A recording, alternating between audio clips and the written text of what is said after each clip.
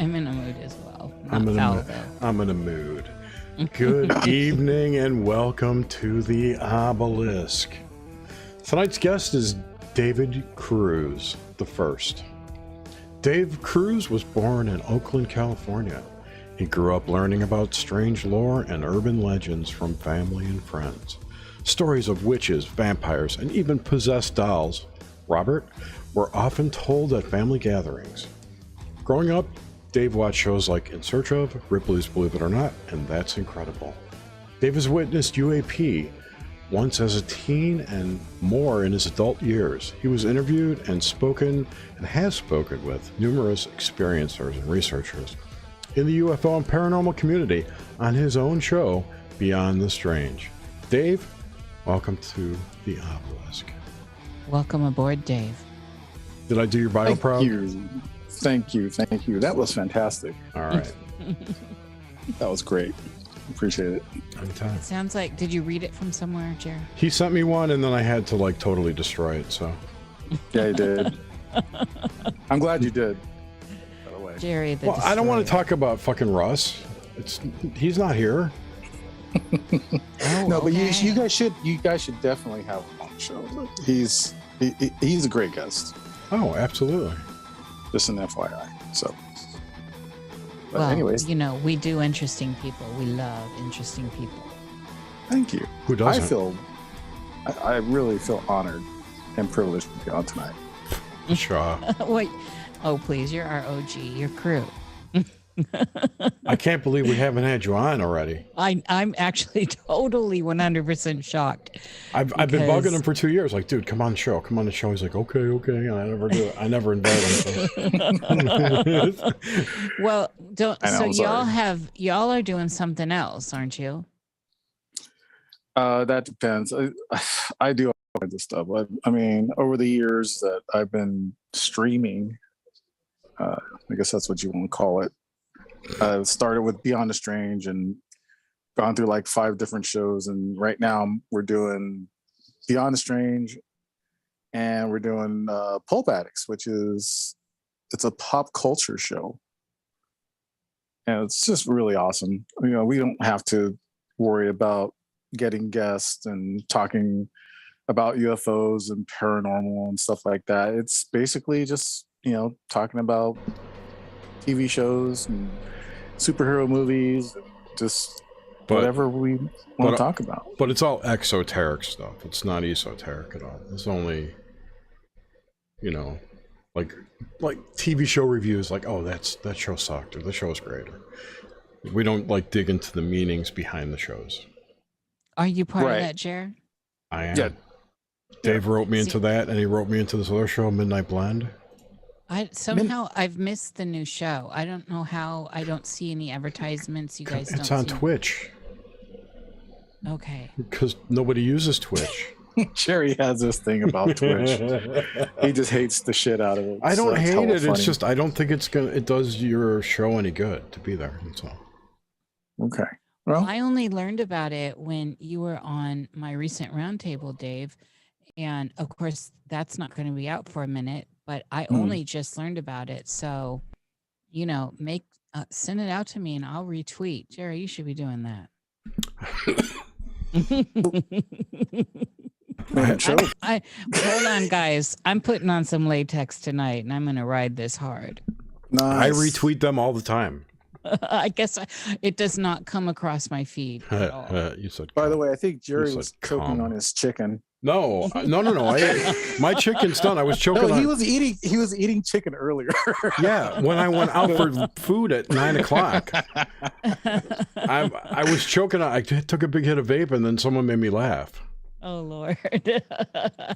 I love it when those the puns become real life examples. Yes. Is it wrong for a man to love a pun? See, So that's what I'm like. Did you all have Gigi Young on recently or something? I heard that you had Gigi a Young. Gigi. Did you have a That's Gigi Gigi on? Rabbit. He's a co-host. That's Okay. Gigi Rabbit. I Yeah. just heard mention of Gigi, and I'm like, who? The only Gigi I know is Gigi Young. So Yeah, he's G.G. not Gigi. okay. He does the Shift Happens show I don't know if you've seen that in the Twitterverse. Yes, I definitely know that show. I feel like we've had, I don't know why. There's so many people now. You know how this goes, Dave. All the years and then all the people, and it's hard to remember, for me at least, like, who the hell have I talked to? Right. Yeah, no, I get like that too. Believe me, I do. Well, one of the things I really enjoy about you, it's very similar to me and Jerry, obviously, is that Jerry and I. Jerry and I, is that I know to write that down that way, Jerry. However, I'm going to break into slang and cut shit up. So you're having an OCD night. Oh, please do. Anyway, what I'm saying here is that I like that we all three seem to have this sense of curiosity and like doing other stuff, so all these different shows, all these different kinds of explorations into what we do at the core. And I think it helps widen the field for all of us, for anyone that may be audience or colleagues in the field, all that. There's something fun about it. It's like having new candy all the time. Yes, it keeps things fresh, I think. Yes. Yeah. And people on their toes. I love it. Indeed. So how did your pop culture show come about? I've been wanting to do that for a while, actually. I just love things that are poppy, if you will. It's basically more like superhero comic book, DC versus Marvel kind of stuff, and then whatever other stuff that's out there, like Sandman and just stuff like that. Which is starting very soon. Very soon. I can't wait. I saw the latest trailer was pretty good with Lucifer Morningstar, who is now a woman. Oh. Of course, you have to gender swap it. It's Netflix. I don't know who was Lucifer Morningstar before. Is that the original name? I don't know if I know who this Tom is. Ellis, I think. Tom Ellis, yeah. The Brit. Yeah, another Brit. It's a Netflix show called Lucifer. It was on CBS. Oh, Fox. That actor is now an actress. Well, no, that character, they all come out of the DC universe. The character does. Sandman's in DC universe.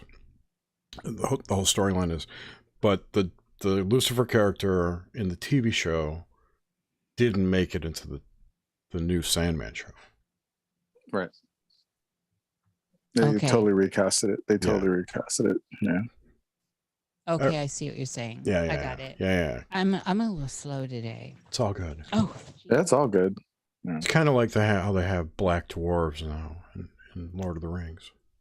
I got dogs jumping on me. I'm having troubles. That's funny. You have dogs. Jerry has cats. I have a cat. We just got a cat. Oh, kitty cat. Yeah. Everyone makes that sound. I'm making that sound. What's your kitty's name? My cat's watching TV right now. Our kitty's name is Evie. Oh, I love that name. Reminds me of V for Vendetta. There you go. I don't think she was named after her, but it's a good name. I like it. It's the first name it's the first reference that came to mind. You can tell where my head is. Oh no, I understand that. No, that's a great movie. That's something that, see, if we were to do that on Pulp Addicts, we'd have to analyze it, talk about the conspiracy theories and all that stuff. And we just don't do that. We just go, right for the jugular, like, this actor sucks or something, or, like Jerry likes to say, MCU, that kind of thing. It's true. It's the MCU. Do you see the phase 5? Jesus. No, it just looks awful. I already see people are pissed off about Black Panther going towards Shuri being the new Black Panther instead of recasting T'Challa and not killing him off. But whatever.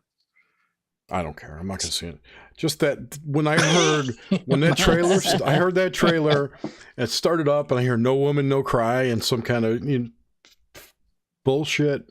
What do they call it? That's A cover. Rastafari. Yeah, but it's a cover. It is. And it's slow. It's like no woman, no cry. Like really slow. Yeah. Sung by a woman. I'm like, oh, this trailer is going to suck. And it's like all female. Oh, Lord. And Jerry, you're getting triggered. oh, I was triggered by that. That was, but It was horrible. it was horrible. The whole movie, the whole next phase, Marvel's fucked. And they're gonna learn that by the end of this phase. It's Feige's fault. No, it's Kathleen Kennedy's fault. It could be, and Feige partially too. I think it's I mean, he's got a part in it, but yeah, you know. It's all their faults. They should have made Jon Favreau president. Oh my god, yeah. And things would be great. Mm-hmm. But now, you know, they can't show half their movies in China or Saudi Arabia or Pakistan because they got gay characters, and they refuse to remove them. Yeah. So they're losing half their revenue. If I was a shareholder, I'd sell my stock and be like, "Fuck you." That's so crazy. You know, I'm not. Neither am I. Neither am I. Hardcore lefty, but that shit is just illustrates exactly some of the bigger points that a lot of us talk about. I myself am half gay and half black, so. Well, now that everybody's able to identify, well, not even now we're being forced to identify as something. I refuse to be labeled. And don't even start with pronouns. I'll tell you something. The thing that triggers me the most, it makes me boils my blood, is the word cis. When I hear people refer to someone as a cis male. I had to look it up, Jer. I've used it a couple times because I don't know. What do you say? A straight? Cis? Yeah, straight. Yeah, cisgendered. A cisgendered It's male not a gender. or female. It's a sexual preference. It's not a fucking gender. Dragon Runners wants to know what is what does it actually stand for though? Is nothing. It's a made up. It's made up word. Yeah, it's CIS. It's a made up word.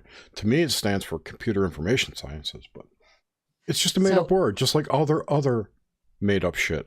Pronouns. I know. I'm so tired of all these agendas. Every last fucking one of them. It's just starting to bog down the collective, and it's distorting everything around us. Yes. Language has just gotten so crazy. This push for everyone to change their lives for other people in this hurt mentality, this recognize me mentality. I don't see how in any good state of logical balance the whole collective is deciding to tilt, and I mean at least the peak, right? It's not the whole collective, but a majority of the collective is bending towards all this and putting us all into a state of unbalance because of all this serious bullshit. Yep. Oh yeah, when it's being done on purpose, it's the dissolution of our reality.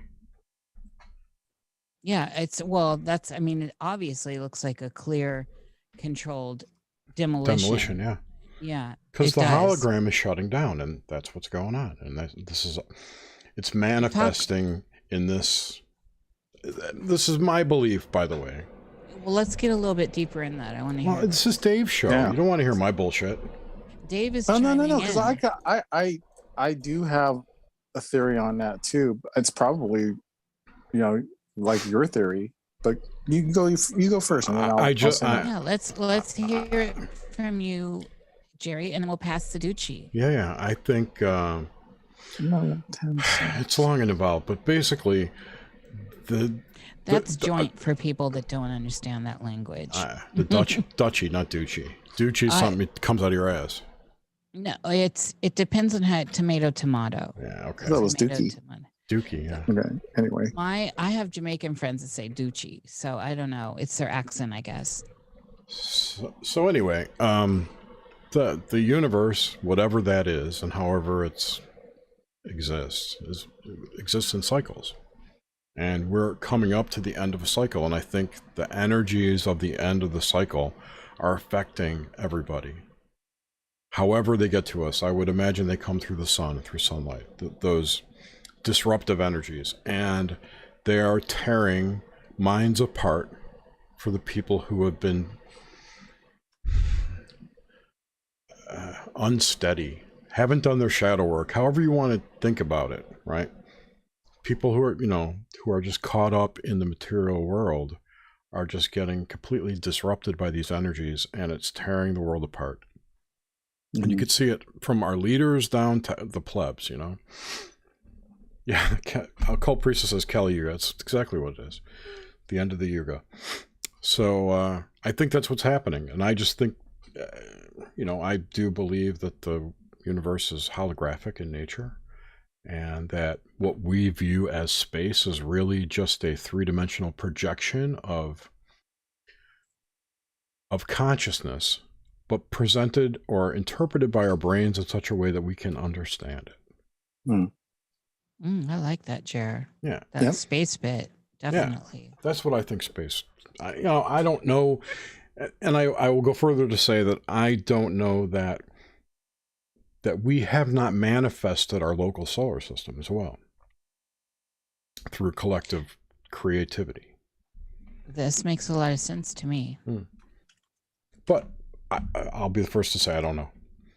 What is the form of consciousness? I mean, you just kind of almost laid down a little bit of a blueprint for an idea. Well, yeah. Well, I've always had this idea about space and, what that we are all this individuated pieces of the collective consciousness, which is what we call what we think of as the universe. Dave, what do you think? Yeah, all of reality. Yeah, because everything around you, everything material, doesn't really exist in the way that you perceive it. It's all just frequencies and energies that your body, your physical form, your meat robot interprets for you to understand it. Right. And that's what I've always wondered, if everyone, so like if I'm seeing something and it's the color red, you'd be seeing something, it's the color blue. Nish would be looking at something, it's the color yellow. But to all of us, it would still be one color. Like it would be called yellow. Right. But we're all seeing it. We're all seeing it different. Yeah, exactly. The label is the same, but it may actually all be different. And we may look like, aliens to one person. We may look like fish to another. We may look like, but what we see is what we see. And what we experience is what we experience. It may be different for other people, but we're still saying that's what it is. I don't know if that makes sense or not. It does to me. What did they call red before the word red existed? Right. Scarlet. So I'm just saying, before there was language, Ow, hot. I'm just saying, the labels don't matter. And colors are just colors are our brain's interpretation of the frequency of that matter. Yeah. That's what makes this so complicated, and it's so tricky, especially how fluid or liquid-like language is in general, and how offshoots of language happen through small groups of people, down to slang here in a town, slang over there on the West Coast, etc. It's very tricky, and everyone's trying to maintain a sense of unity in language, because that's a major way in which we find expression in the world to interact with each other. And yet at the same time, like you both said, the label can be yellow, and we can be seeing way different experiences from whatever yellow is, which we know breaks down into angstrom units and is it's units of energy and that vibrate at a certain rate. But trying to tag it and have everyone get on the same way, I've always wondered too about the depth of those that are impaired with vision and hearing and stuff. It intrigues me, and honestly, it just seems there's something a bit frightening about that. That's kind of death-like in a weird way, but not death in the way we perceive being dead or the idea of being dead, but how you don't have the physical senses in the realm that other people do activated. And of course, by all accounts, we hear that the depth of seeing the blind see is way more advanced in certain ways than Right. we have, and same with sound and all this, because they have had to They got to develop compensate. a deeper sense of connection to the vibrations. So I don't know, it's very interesting to me thinking about these ideas and where we are as individuals on different frequency ranges. Also today I was looking at a video that Daniel of Ballbusters had shared with me about dolphins and live birth. And, we're not supposed to interact with dolphins. Remember that. It's like a law. And What? yes, look it up. Go down that Okay. rabbit hole. Okay, I will. You're only supposed to interact with them at the theme parks and stuff. It's like a hard law. But hard law where? Like natural law or human law? At least in the United States, off That's the not United true. States waters. Not true. Look it up. It's true. Not in Florida. You could feed them. They come up to the docks. Okay, well, I don't know. I've always experienced this, and I have experienced it in Florida as well, deep sea diving. But that was the 1970s and 80s. That's different. Deep sea diving versus being on a pier. Well, the point being here is that you're not supposed to have interaction with them, and that is out there. You can look it up. Jerry should be looking that up, or I can look it up. But I'm not making this up. I'm not making it up. And so the whole idea here, anyway, what I'm trying to say, the point of relevance is that these higher functioning beings, and I think most people are on board that dolphins have that with live birth, creates this new sense or a different deepening sense for the babies. And if you look at the videos of them happening with dolphins, it's incredible. It's unbelievable. It's freaking amazing. And there's a deep sense of, for me, as I was experiencing looking at this, of awe, and it touched me on like a primeval or primordial or internal core way of functioning. There's something there. Dolphins have always spoke to me, but so have whales and elephants and stuff. And so the idea of this cross barrier of intelligence from allegedly other sentient beings, such as dolphins, is very magical. And so definitely everyone go look. I looked it up. You're right. I thought so. And it's illegal to feed or harass wild marine animals, including dolphins, porpoises, whales, seals, sea lions, and manatees. I knew about manatees. They will come at you hardcore, though. The dolphins are in a particular, I know this from my Navy friends. One was an ex-boyfriend. That was it's another story. But anyway, go and try it. Then with the dolphins in particular, you will find yourself in a very unfriendly place if you're caught. I don't want to go near them, to be honest, but I just know I've been to places where you can walk out on a pier and dolphins will come by. You can observe usually them. Usually those kinds of settings are actually kind of monitored. You may not have noticed that, but they're kind of monitored. But this is beyond the point. The point is that they have something that is special, and you can see it with the births, and you can see it with the dolphin water births. And there's obviously something special because we're not allowed to interact with them. We should all be questioning that, first of all. But what is it? And why is it? And when we start thinking about higher intelligence, and say even what some people out there want to call alien intelligence, which of course is in the field, this is something to think about. This is on the same level with me as why can't I go to the ice wall why can't we go certain places? Why can't we freely go to Antarctica and then go where we want and try to find that ice wall? Why can't we do this or that? Well, why can't we interact with dolphins? Why? There's I haven't tried. You just So reminded me of I a wouldn't similar know. thing. Somewhere there's a law, a federal law that says, I don't remember which is which, that you cannot interact, or it's illegal to interact with extraterrestrials, but aliens are fine, or vice versa. Isn't that weird? Yeah. Isn't that the languaging there? It's a language thing, and it's the same kind of. I get what you're saying, and yeah, the same kind of thing maybe. That these things that are off limits are would break you out of the cage that you're in, right? Yes, I think so. Yeah. I think in a big way. Yeah. I think that's where we really find some big answers. But which really ties going in. to? Sorry. Go ahead. Well, I'm just tagging on to what you're saying there. Yeah, Jared. I just want to get a word in before you move on to the next topic. Finally. Okay, go on. No, go ahead. Well, it's just on topic with this. Yeah. And sorry, everyone. I'm weird. I've had really bad news all day. I'm sorry. I wasn't bitching. I wanted to say something a few times, and you've like moved on quickly to like 3 other topics. And I'm not bitching. I'm just saying. Finish it up, Jer.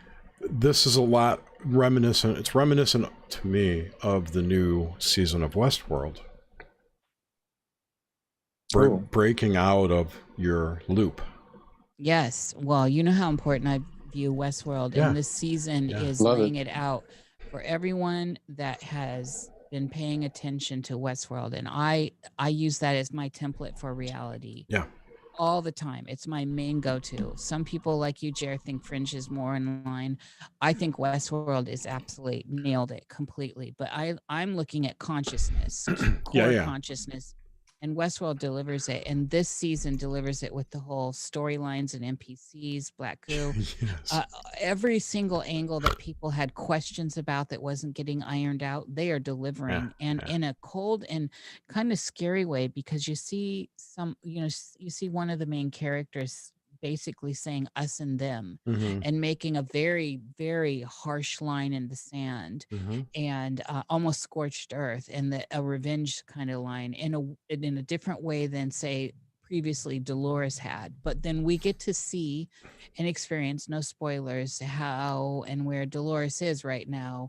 And this ties into anyone who's had programs experiences and all that wiping, and it's there. It is so there. Yeah, and definitely that's what I get. And as far as my view of Fringe, I think Fringe is more a model of our reality in terms of Midgard and the underworld, not so much what's operating these realms.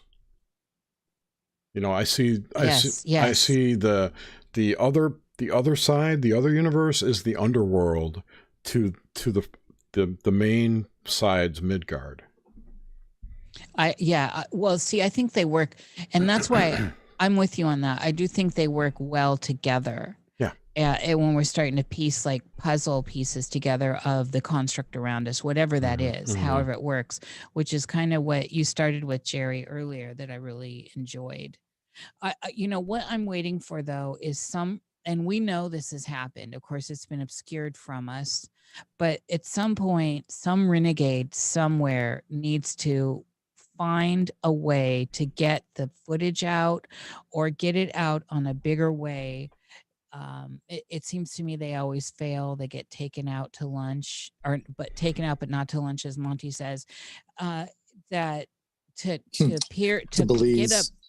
Well, to get up and understand what's sky ice, you know, like, let's pierce the firmament. Let's do it. There's some stuff out there, but there's nothing enough. Let's have every video I've seen of renegades trying to get to the ice walls, you know, the authorities, perceived authorities, they triangulate on them.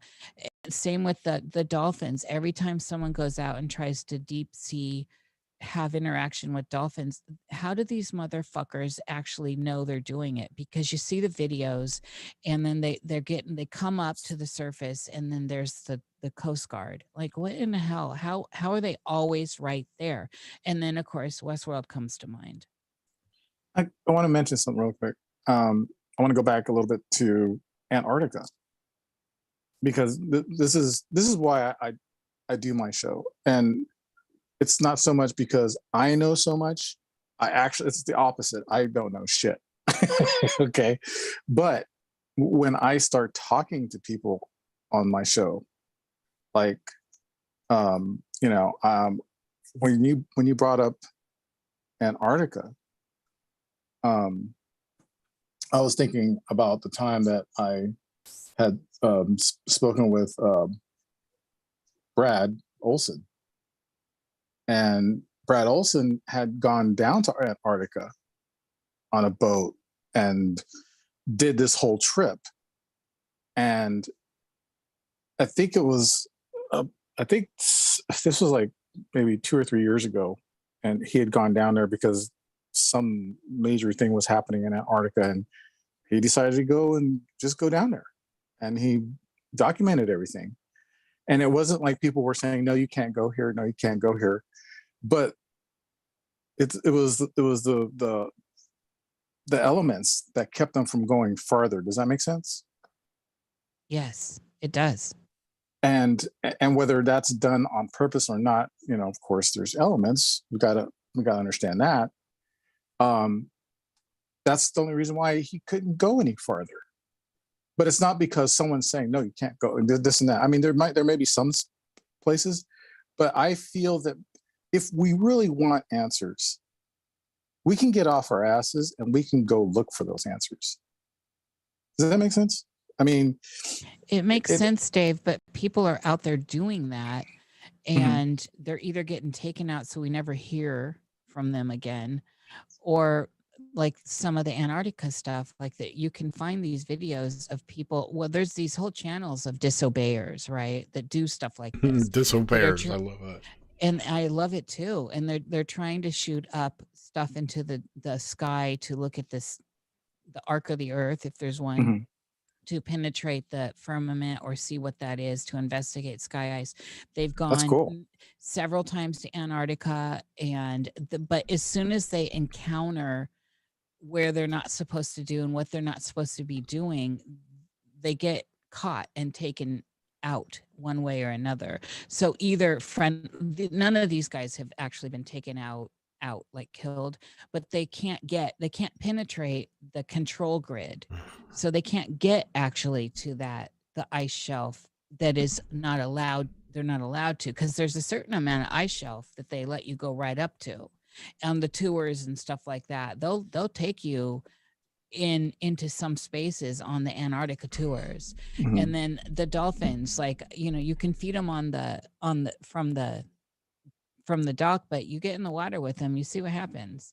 And same with shooting stuff in the sky. It's like all these key things that we actually need to put a bigger picture together of what this realm actually is, and what some of these beings that are within the realm here and not extraterrestrial, but here with us are absolutely obscured and occulted from us. We have a no contact with any of it. And so far, no one's been successful in getting us hard, solid proof. Right. So well, I mean, it's like we're in a cage and the door's open, but we can't find it. Right. But I mean, if we want this world, I mean, it just screams to me of that. Right. Dave, you were saying. I'm sorry. I was just trying to say, I mean, there are people who are out there that have been able to remote view, and maybe, and I know you're talking about hard evidence and physical proof, but I mean, you know, I think that's the closest right now we could probably get to, is people who can actually do this remote viewing type of thing, or astral travel, or whatever you want to call it, and go into the ether or whatever it is, and go beyond where we can't go, if that makes sense. Well, it makes total. I'm one of those people, and that's why everything I've brought forward has come true. Literally everything. And so, I mean, I'm just now watching people that thought I was a crazy hat 5 years ago when I'm saying we're in a non-human invasion, and now all of a sudden, all these people are starting to say non-human invasion. And I'm not out there saying, well, look, I said this and here, go see here.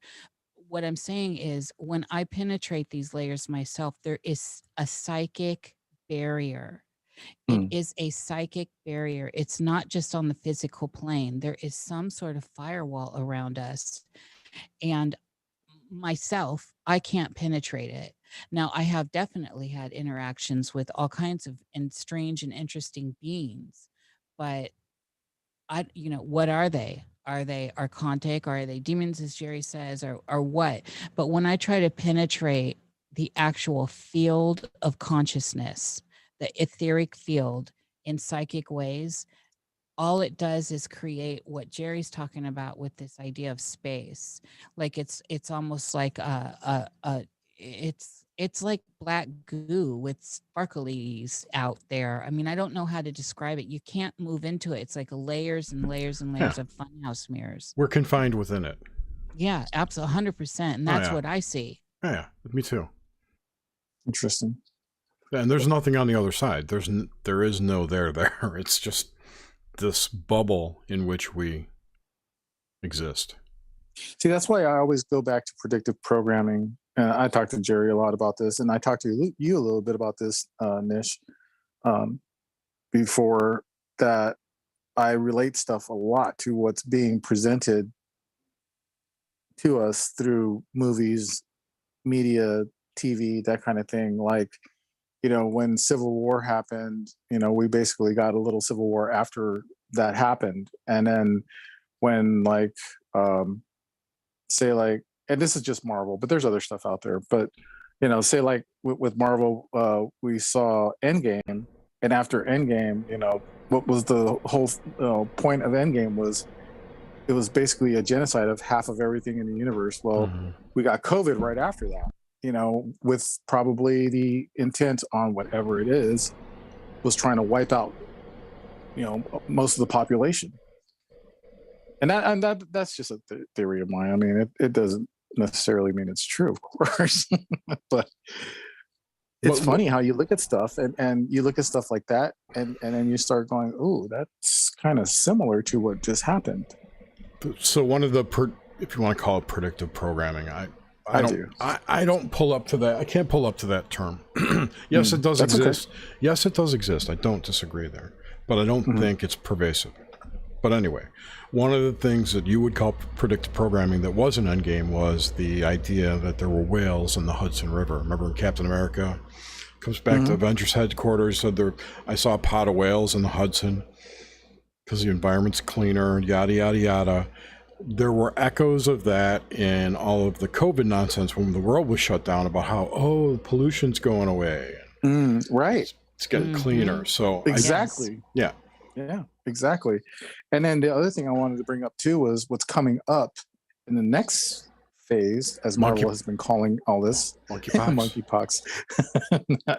No, not the monkeypox. We had that. We had that with Planet of the Apes. No, you mean radiation burns? Planet of the Gay Apes. Right. Yeah. What Nish was saying about invasion, Marvel actually has a phase coming out called Secret Invasion. Right, which is Secret Wars too. I saw that. It's called Secret Wars. It is called Secret Wars in the comics, but Jerry, it's called Secret Invasion for the next phase of Marvel. I think it's on the TV though. It's on Disney Plus or whatever. Yes. And Nish, you will find it very interesting. The whole idea behind Secret Wars and Secret Invasion is did you ever? You didn't see the Captain Marvel movie, did you? I think I did, Jer, but those sometimes come in and go in my head. With Brie Larson, and she was like, she thought she was an alien, but she was actually human. I think I did, Jer. You had it. You gave it. Yeah. So there were these race of people. There's these lizard people called Skrulls who can shapeshift, and the idea behind Secret Wars rather, is that the Skrulls have invaded and taken over all these people of power and are imitating them, and nobody knows who's who, and it's one of those things like who is the imposter kind of thing. That's the whole premise of that comic.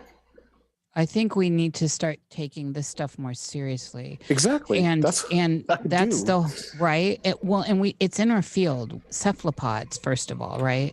We see it in the field. And that's another reason when we look outside, when everyone that wants to look outside into what they consider the great woo, I think all the great woo's here.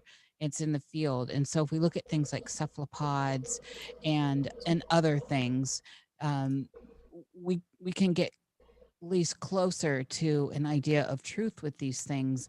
Camo and shape shifting and morphing are in the field. Things do that here. It's not supernatural. It's actually natural. Right. There What is no does it take to? There's no supernatural. Right. I just think of that as like hyperbolic. Yeah. But what does it take to, say, splice your genes with a cephalopod? I mean, they're doing it. They've done it. And who knows that a cephalopod wasn't already engineered anyway? So why is it so far-fetched for people to actually conceptualize these things when it's in the natural world? Are we not natural? Are we not part of the natural world? There's a whole bunch of questions that come to play here. But for me, and y'all know I go out there, that's on the board. And that's on the board with things that I look out and see presenting as human, as a means to be in the field as a human for whatever reasons. But if you're trying to be something you're not in the field amongst a herd of something, what are your reasons? I mean, you could be here. It could be for sport. It could be for the betterment of trying to understand things in their air quotes natural environment. It could be, hunting. There's a whole bunch of questions that start to come to mind when we start thinking like that. But I really think, you guys, that and the work we're all three doing and lots of other people out in the field are doing is that this stuff shouldn't be outside of this should not be woo. Why is it woo when it's in the field? Because materialists have made it woo. Yeah, of course. It's a label that was put on things that the controllers didn't want us focusing on. Again, there's that. It's like that's like that mental wall, right? It's that mental construct, and that's just part of this idea of this kind of blinded reality that we're in, if we want to call it that. I mean, we're so limited and we get so distracted by things that are important to us individually, but really in the end are not. Sorry, it's just the truth. Why aren't we questioning for real at a deep level in deeper swatches of the field of what is apparently human out there, what the fuck we're doing here, why we're here, and we get past some of the stories and the theories that have made up our reality and start allowing a deeper set of information to come in. The dolphins are the talking point we were using earlier. Well, what we should question this. This should be like a bigger discussion. Why can't we interact with dolphins? Why can't we do it? Why is it not allowed? Why can't we go straight up to whatever ice walls in Antarctica? Why can't we now continue to go into the national forest? You're having to make reservations now. They're starting to close off the national forest. And I'll tell you, by God, I'll tell you, there's a reason that I see that going on is because a lot of this stuff is in the field right now, and a lot of stuff can't be contained. And there's a lot of nuance here, but there's stuff that's in the field that is saying, fuck you to whatever the human standard of control is, and it's out there in the field now, and they're making these places hard to get to.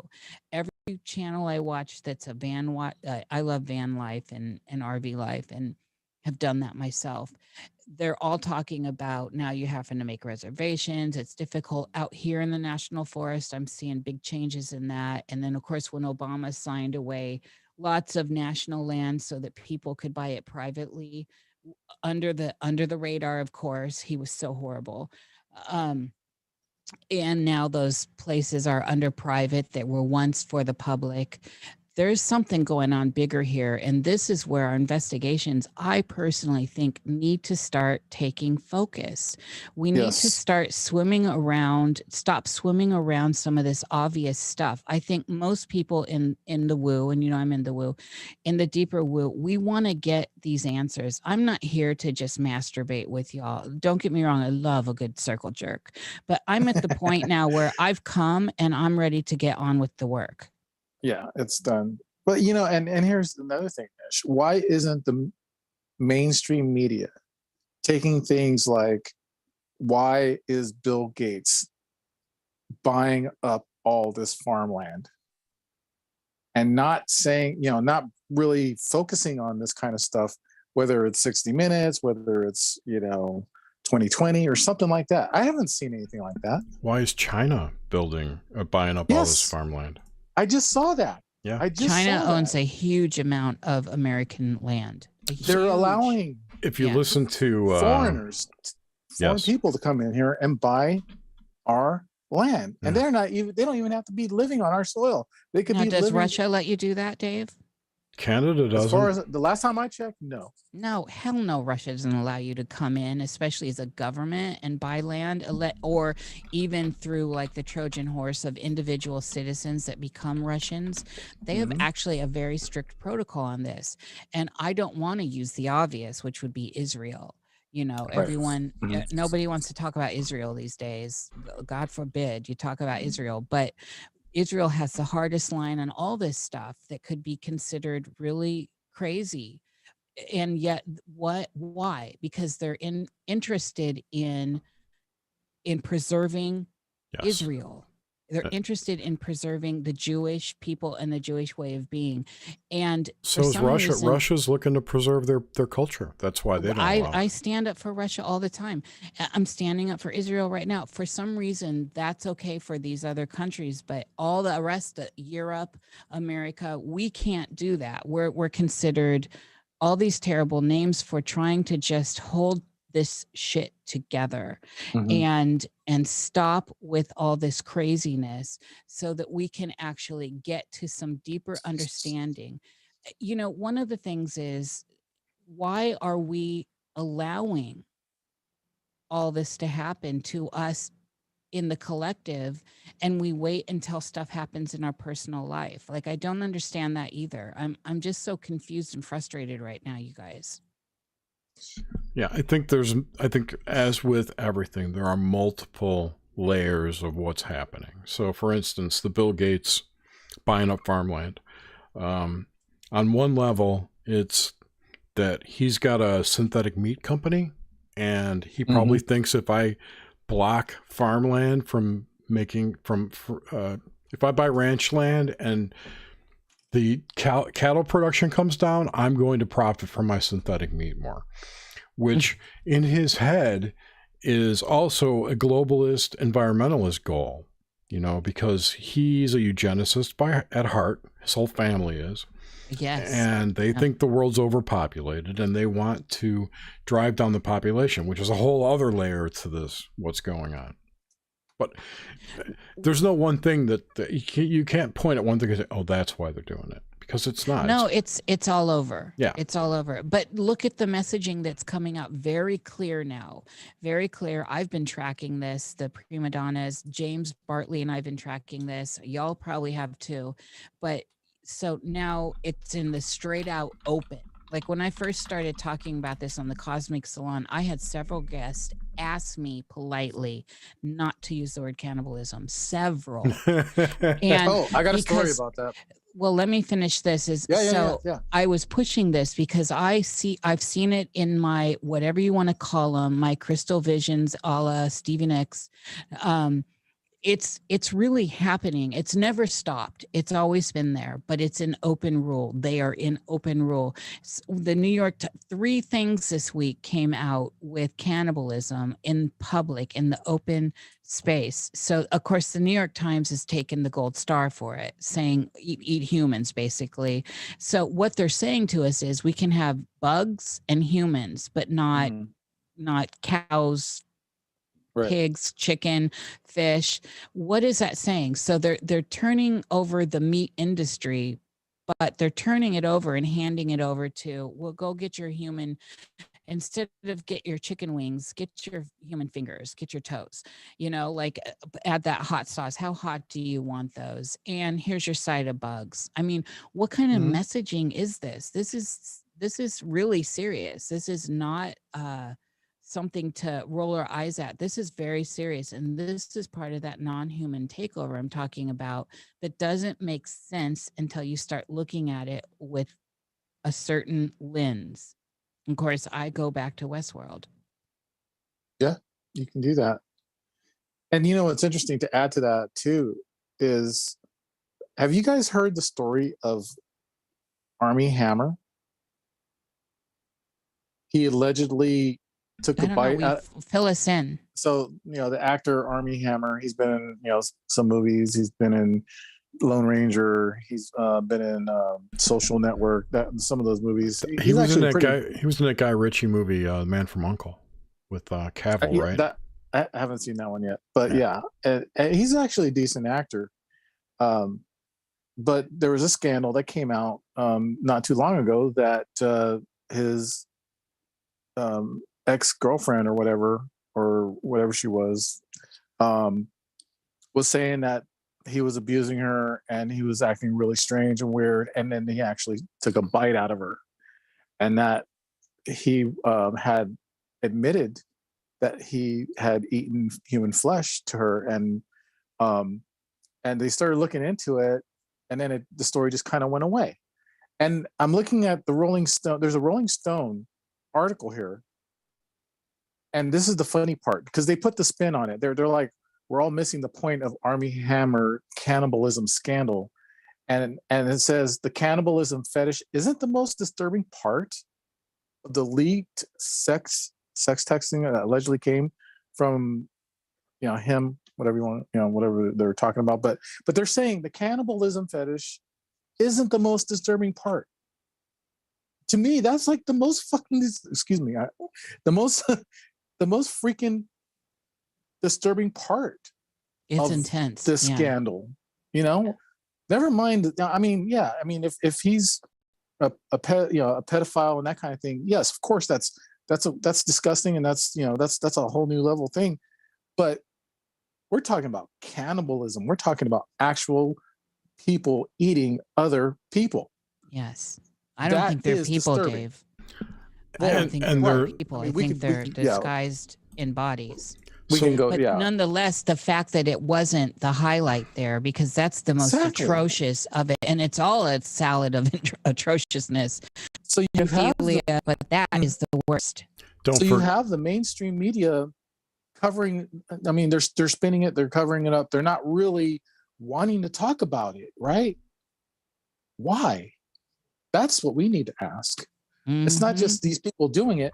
Why is our media that's supposed to be, for us, right? There's exactly. your problem. But you know what I'm saying?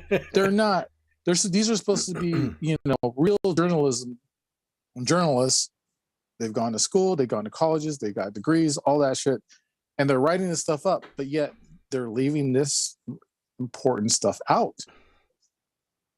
And there's got to be a reason for it, because someone's telling them not to. It's conditioning. They're conditioning us to eat each other for when the food shortages come. I wanted to bring up this story too, which I'm sharing. This came out in June. There's a vegan burger hyped for tasting like human meat, and it won an award. And who was the criteria? Like, how did they know it tasted? That question. Yeah, Jared, that's what I'm saying. It's like, yep. What in the hell? What in the hell? Like, seriously, if you break that down, like, tastes like human meat? How do you know? I know. Right. How do you know? It's like, how do children get monkeypox when it's sexually transmitted? Same kind of thing. That's right. Radiation. Right. This whole thing. Thank you, Sonny, just put it Soylent Green in the chat. I was just telling. Yeah, we were just talking about Soylent Green. We were just talking about Soylent Green. Oh, I love Sonny. Hi, Sonny. I just rented it. Yeah, I rented it. I've seen it before. Of course, it's an old movie. Dude. But I want to watch it again. Don't rent movies. Please. And that's it Well- behind the scenes. It's easy for me. It's easier for me. It's easier for you to text me too. I'll hook you up. Yeah. Okay. Yeah, all All this right, is okay. private.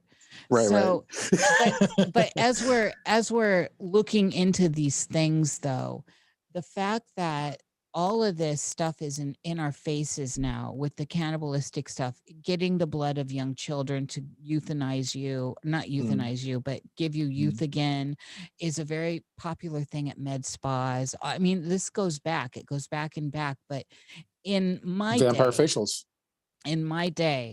this stuff would have never been in the news and never would have been mainstream. It would have just, unless it was Halloween or some gag. I mean, I grew up knowing that cannibalism and talk of cannibalism was very bad.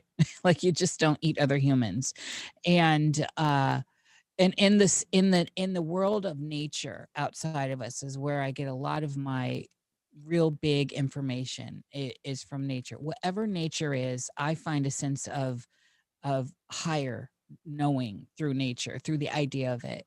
And there are things out there that are cannibalistic. King snakes come to mind, cobras will do it.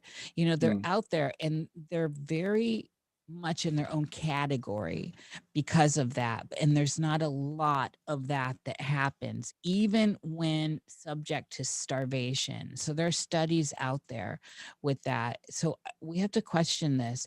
And again, I do not see that this is a human thing. This is not a No. human thing.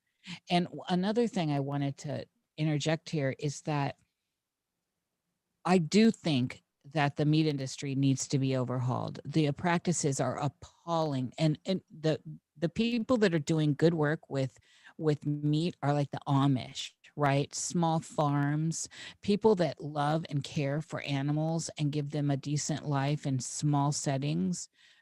What a wonderful thing. If you're going to eat meat, that's kind of a good way to go. This big meat industry, if you've ever watched the videos, if you've ever seen how desensitized the people are working within them, it'll break your heart. It breaks my heart. And so we've needed an overhaul in that I think is a good thing, but that's not the point of why they're doing this. And it's the same thing with the fertilizers and all that.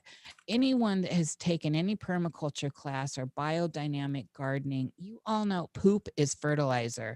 Nitrogen is pot ash from your fireplace is fertilizer. There's so many ways to get your nitrogen balance in an organic, natural way that I can't even believe. This is one of those crazy things going on in the realm right now, that there's actually a fertilizer issue.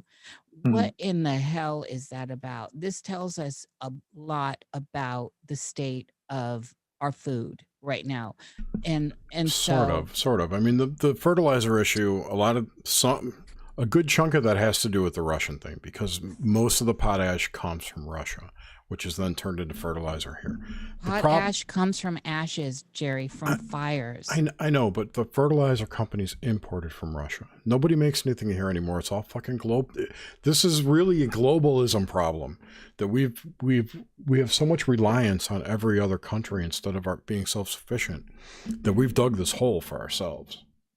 No, we haven't dug this hole for ourselves. They've dug it for us, and we've allowed them Yes. to dig it for us, and we've sat by watching. That's what happens. We need to take responsibility at some point for the state of affairs. We need to take over the government and run it the right way, is what really amen, is. baby. That'd be nice. That's a hard amen. You're going to get me singing Because spiritual. it's out of control. The government is out of control. People They've don't been out of control. I know, but like 99% of people don't realize that the government is something we set up to take care of the shit that we didn't want to take care of, and it's run amok. Of course. And the conditioning. And now it's not. Now it's happen. a whole different species of Yes. things that are, so, and we can see that clearly. I mean, Yes. if you're really truly looking, you can see that these are not the same as us, and it's trickling down. It's trickling down through the pyramid straight down to the folk. This is why things are so crazy now, because it's at our level. Yeah. We're seeing it now amongst friends and neighbors, and it's starting to be a concern where we are with whatever this is. And I'm not saying that there's a way in which this is happening one way or another, because if you look at what they're raining down on us, what they put in the air, what's in the water, all this stuff, we're all under attack. It's a full frontal attack on all levels, and that's what's making this very crazy. And if you think you're in the safe zone for not doing this or that, you're mistaken. We're all under attack here, all of us. Yeah.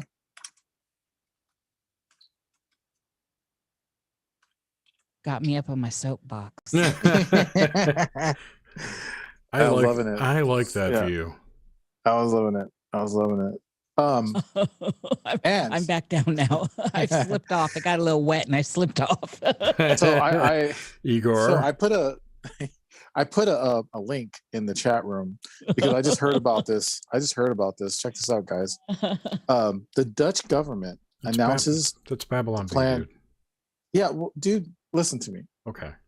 How much different is our media, the mainstream media, different from the Babylon Bee? Well, the Babylon Bee is just 6 months behind or ahead of media. But do you know what I mean? Do you understand what I'm saying? I mean, yeah, I know the Babylon Bee. What you're saying basically is the fact that our mainstream media is lying their asses off to us. Yes, and there's almost no distinction between satire and actual news anymore. Thank you. That's where I was going. And yeah. I knew you'd be better presenting it. It's like that for people say that what's the difference between conspiracy theories and reality? About 6 months. I love that. True. Sorry. Well, go ahead. At this rate. So we're listening. Carry on, Dave. Oh no, I was just saying, just wait. But what I'm getting at is I did hear that even Prime Minister Justin Trudeau, Canada, is going towards this idea of outlawing citizens to farm their own food. Yes. Well, they're putting restrictions on nitrogen, fertilizer. They want to. So the theory behind this is that nitrogen is causing climate change, which is nonsense. And it's all nonsense. This is what's going on in the Netherlands. They reduced nitrogen fertilizer usage by 30%, which has got all the farmers in an uproar. Justin Trudeau is doing the exact same thing in Canada, which is going to backfire on his ass too. Mm-hmm. I mean, these people think they're safe, and they're not, and they don't realize the shitstorm they're stirring up. Sorry, go ahead. No. I'm sorry. I was trying to catch the interview. Weren't we just talking about this on the Midnight Blend about all the explosions in the Vatican and then all that? But then during the same week or the last couple of weeks, how many prime ministers have been basically ejected? I mean, yeah, they resigned, but I'm pretty sure they had to resign.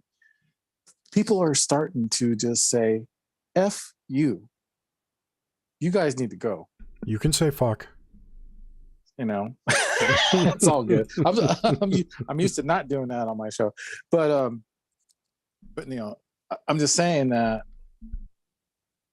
needs to happen here, and it sure as hell needs to happen in Canada. And even if it just starts with that feeling inside, Dave, like that I'm not having this feeling is where it should start inside anyway. But I'm with you, and this is what's given me some hope is that if we can trust what we're seeing, and I try to talk to people all over the world, and thankfully I do have friends all over the world.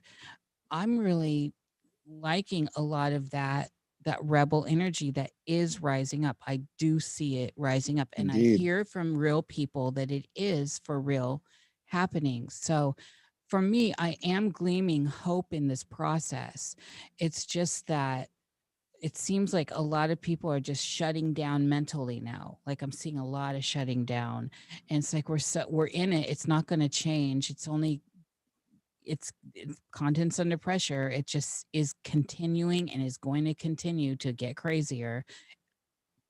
Don't believe me, wait and see. And what do we do? And it starts with that rebel yell inside. And that's what I call what you're talking about, is kind of the rebel yell, Dave. Mhm. Yeah, indeed. You know, I'm not saying that it needs to go back to January 6th with the insurrection thing and all that. What I mean, in the butt was that? That is funny. yeah. I mean, but here, you know, and the thing about it, whether it was really going to be done on purpose or not, it got spun so quickly and so much. People were just totally like, you know, they were take. I don't know. I just think that if it was to be real, you know, like let's say the people wanted to take back America or our country or whatever you want to call it from the government, what would really happen? I mean, because we just saw a little bit of what could happen.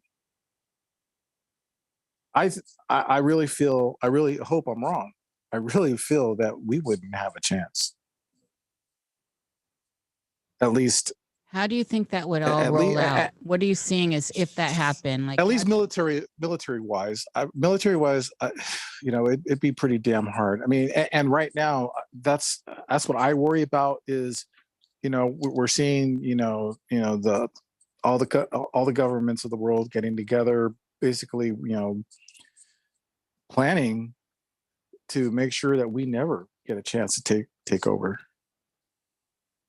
yeah, I mean, it feels like a gridlock to me. You know, it's something that we really need to, you know, really think about. You know, are we capable of being able to do that? And if we are, we need to hurry up. That's just the way. I'm just saying, we really need to start, you know, thinking about this seriously.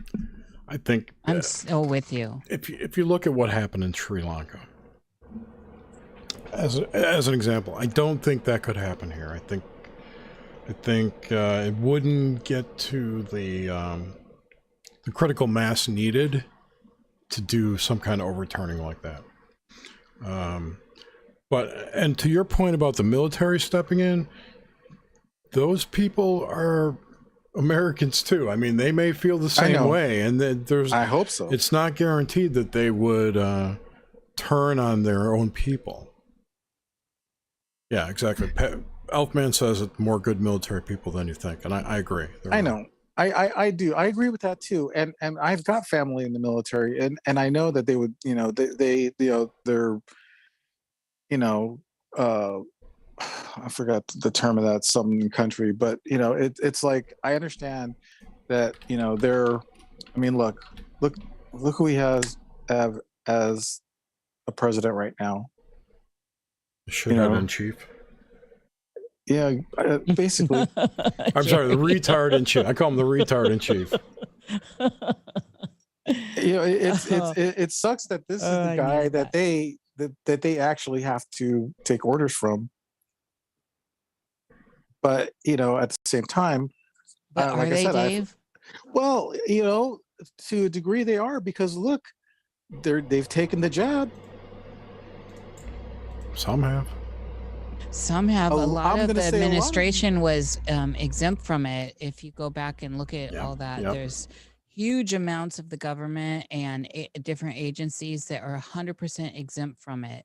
Why? Those were questions I started really digging into early on. I really try not to talk that much about the juice and the jab anymore, because it's me too. The Fauci, it's more polarizing. It's more polarizing than anything and ever before right now. It's crazy. But the wait till they start mandating the monkeypox vaccine. Bush. I said Bush.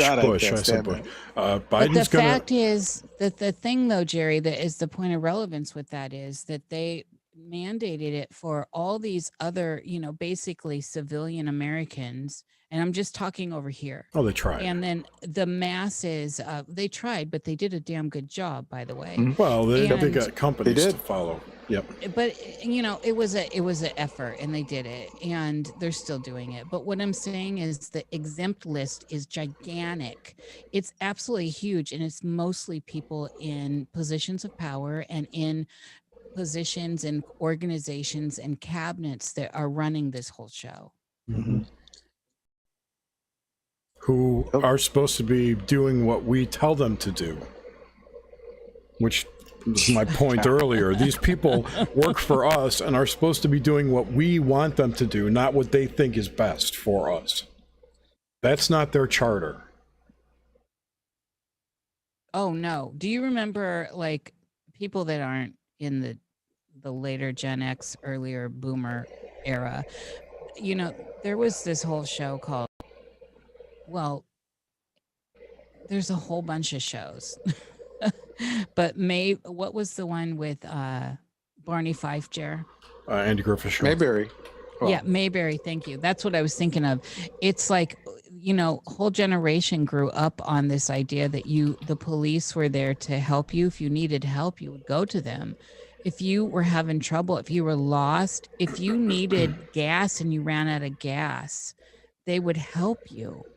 And so, then, modern medicine was to a point where it was doing visible, what appeared to be, we know all the side experiments now, we could, we've all gone down those roads, but they appeared to actually care. And it felt more, in my life, it felt more friendly in those spaces than it does now. Like any most people, I think, that are in the medical field, especially that don't have to go through the craziness actual doctors have to go through.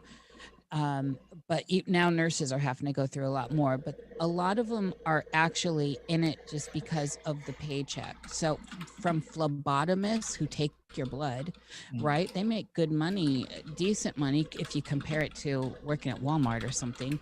And which is where a lot of the demographic is that is pouring in and has been pouring into the medical field for quite some time. And then the exposés that have been terribly vivid in observation of how people in homes, assisted care, mental places of mental challenged people, old people, etc., and all these private videos that have come out, it's atrocious. These people don't care about you. There was a time in my life where it felt like my doctor cared about how I felt, where the nurses seemed to care about stuff. And I still experience, I know many good nurses, I know great nurses, but by and large, there's a lot of people in the field that are just trying to cut a paycheck, baby, and they're in and out, and they don't care about the job. It's just the paycheck. I got to share this, and you're right. I totally agree with that. But I have to share this because this is very important. Because we're gonna see this. We are already seeing this, but we're gonna see this more in the coming years. You know what my doctor did? My doctor told me in 2020. I asked him. I said, "What do you think about not ivermectin, but what was the other one in the beginning? Hydroxychloroquine. Hydroxychloroquine." And I asked him about it. I'm like, "What would you give that to one of your patients if they, came down with COVID?" And he said, "Absolutely, absolutely. I would." Guess what happened? He's gone now. Oh shit! Yeah, I mean, he retired, quote unquote. But that's what I mean. That's how you get your. That's how you get your severance. You get, Maybe, right. I mean, maybe he had dirt on that's Hillary how you Clinton. get your pay, right? Like you get the package. So the year after, and when I did get COVID, and I had it pretty bad for a minute. There was no way he was going to prescribe me hydroxychloroquine, ivermectin, or any of that stuff. But you got the monoclonal antibodies. Yes, I did. I did get that. And, you know, I still don't know what's going to happen to me down the road. Nothing. I hope not. But that's the thing is, if we knew something was working and they didn't want to give it to us, but yet, oh no, you can have this new trial base, never been tested on lab animals stuff. It's like, you know, it's like, what the, you know, you're going to give me this stuff and you're not going to give me the other stuff that has actually been working for people? Why? Yeah, but the evidence is sketchy, and it's Right. hard. It's hard to know if, like, ivermectin and hydroxychloroquine are actually effective or not. It's just Well, I get you have to play devil's advocate. The but, data you is know, so polluted. Now, if you take it from a practical standpoint, they're very safe drugs. They've been around for 50, 60 years. There's no reason not to try it. And the whole reason that it was demonized and banned was to push vaccines. Of course. Because big pharma owns our government, especially the FDA and the CDC. And they're telling our doctors what to do. Yes, of course. And I even had an emergency doctor when I was having a hard time breathing, and I went to the ER, and I mean, I was like, what, 101, 102 fever. And, you know, the doctor's like, do you want this, you know, monoclonal stuff? And I'm like, you know, at that time I said no, because he was all about, well, you know, if you get, you know, the whatchamacallits are coming out, because not even the jab wasn't even out yet, but he was totally, because he trusted the FDA and the CDC, especially the CDC. Oh, if the CDC says it's okay, then it's okay. Right. And when I heard that, I'm like, holy shit. Danger. Will doctors, Robinson. once they get out of school, very few doctors actually research new things. Oh my God. It's horrible. They just wait. They get all their information from the drug reps. It's just disgusting. I think the best part of what's the last 2 years is the fact that allopathic medicine has been, the rock under which allopathic medicine lives has been overturned, that people can see it, what's going on under there.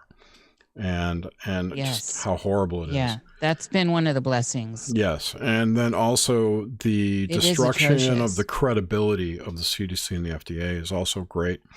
And this whole push to get everyone vaccinated, and everyday people can see the damage that these things are doing to everyone. I think the German thing that just came out said it was 1 in 300 people suffer an adverse effect.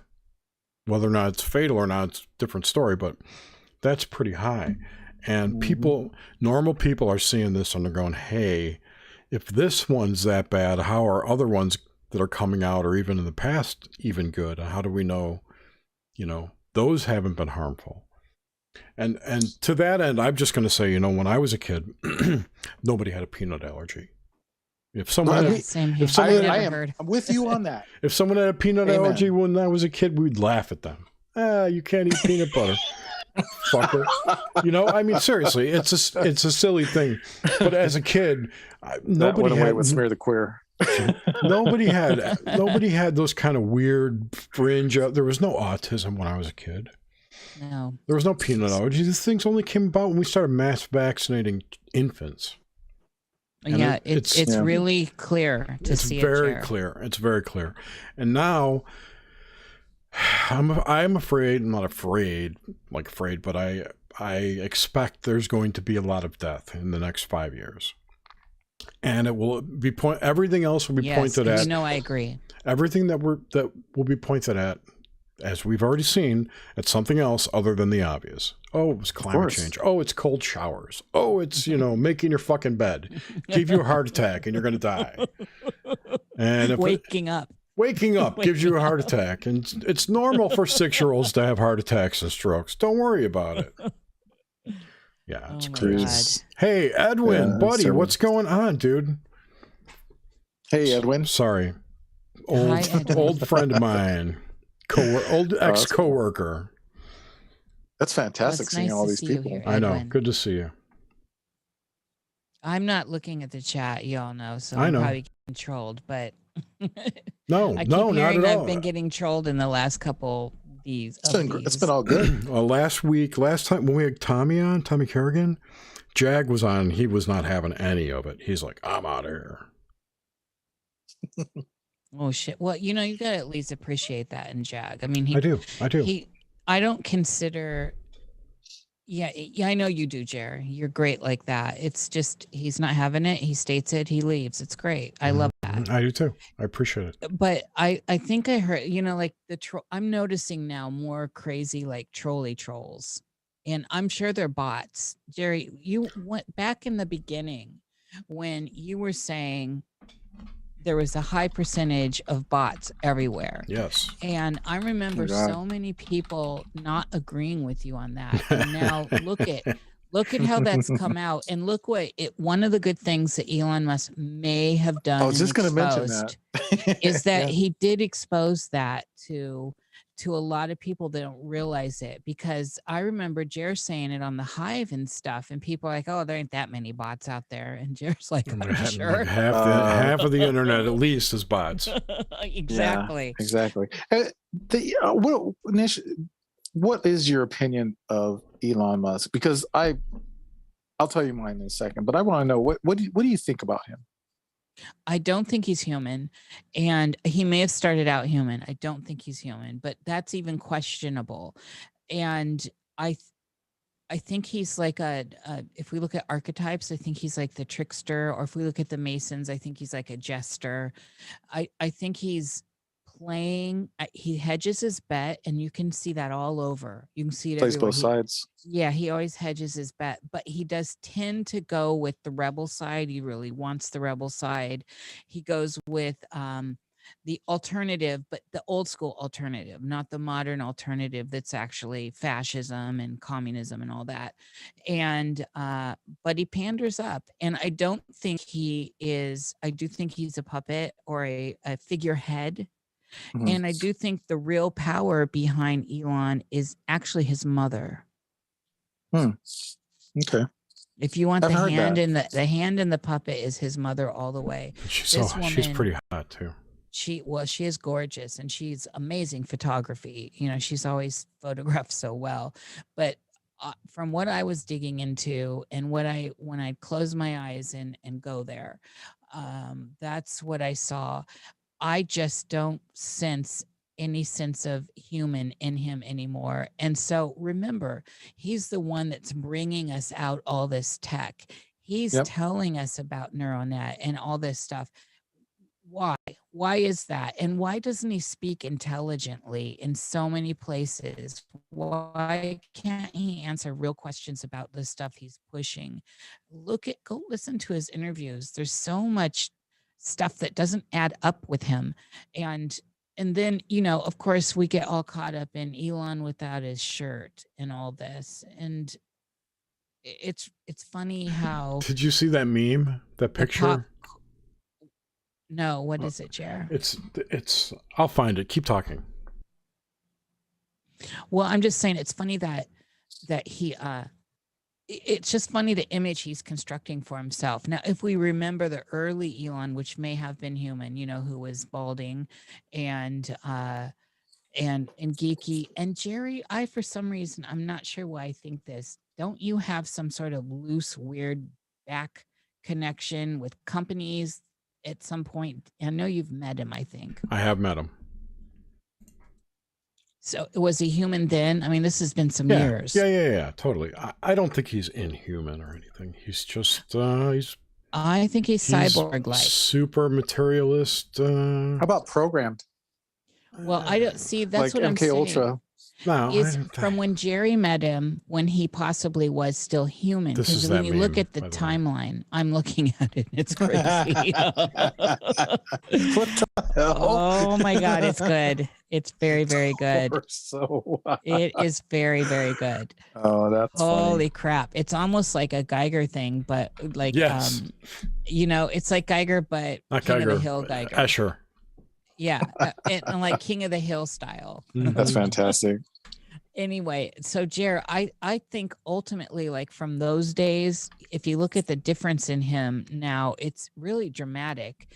And the way he was talking and some of the stuff just seems very interesting to me. And if you're the man pushing this neural net stuff and you're pushing the idea of needing to go transhuman to stay on top or at least compete with the burgeoning AI, which he says is a real threat to humanity.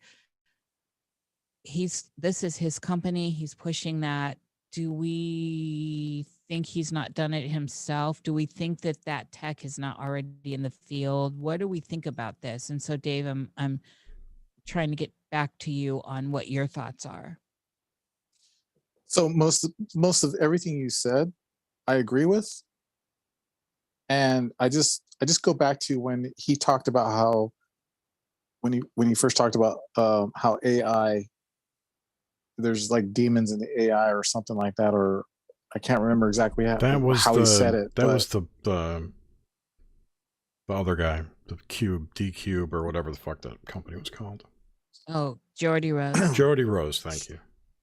He was I thought it was him talking. I thought it was Elon that was talking about how AI is actually going to be like, you know, demons or something like that. I've never heard him say that. I've heard Jordy Rose say that. Elon Musk's take on AI is that it's going to be dangerous if it becomes sentient. But yeah, but he didn't use demons. No. Jordy Rose was the one using demons. Okay, and I think that's a fallacy too. I don't think it's the same. It's the same sentiment. Yes. Yeah, but it's the same sentiment, Dave. He gave us this warning, but yet he's pushing it. You know what I mean? Bingo. That's what I'm saying. He's not pushing AI. It's like cigarettes are bad for you, but here I got. No, he's pushing AI. He's pushing transhumanism. But he's got the robot that's going to be an AI robot. That's not AI? He's saying it's going to be AI. What robot does he have? It's like he's got a whole mock-up. He's pushing it. It's out there, Jer. Jer, you need to get into the pop culture a little more. I don't know anything about an Elon Musk robot. It's out. Look it up, baby. I am right now. Well, here's something that's not exactly what we're talking about, but I missed this story last Saturday. I wanted to talk about was Ray-Ban has come out with some smart glasses that go directly into meta stories. So now it's just like Westworld. Yeah. So now that you go out and about on the beach, wherever you're at, you have these sunglasses and your story goes right to your story in meta. Oh, Lord. That's bullshit. That's brain entrainment. Meta is going to be out of business in 5 years. It doesn't matter. Meta represents something. It's a symbol. See, it's where they couldn't take Second Life. It needed to be someone on Zuckerberg's level who is another non-human. And all that. It's the sacrifice, right? Meta's the one, the first one you come in because it's so cartoon-like. Like Second Life is still better than Meta. And a lot of people I know in both places, Meta and Second Life, have said that to me. I won't go into Meta and look. And although I will say what Freeman was talking about with all that was intriguing and not what I expected. I don't know enough about that all to talk intelligently, though. Not that stopped me in the past. About what? Talk about what? Oh, you're fine. I mean, it's okay to talk about it.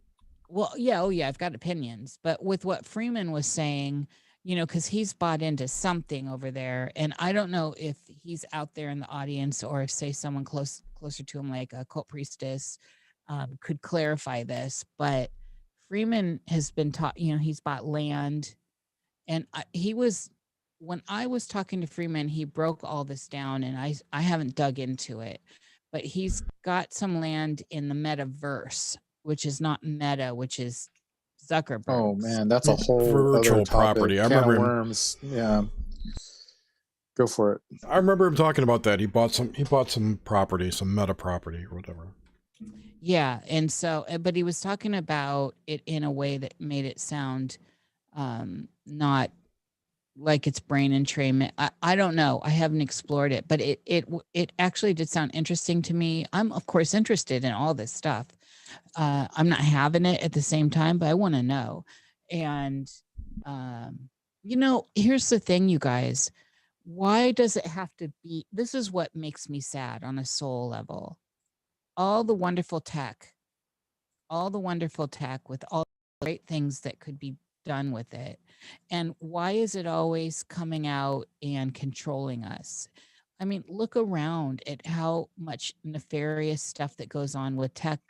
It's all breaking down to everything's spying on us, everything's listening to us, everything's Exactly. controlling us. And why is that? Why? That's where my query is, because I'm not anti-tech at all. I'm not.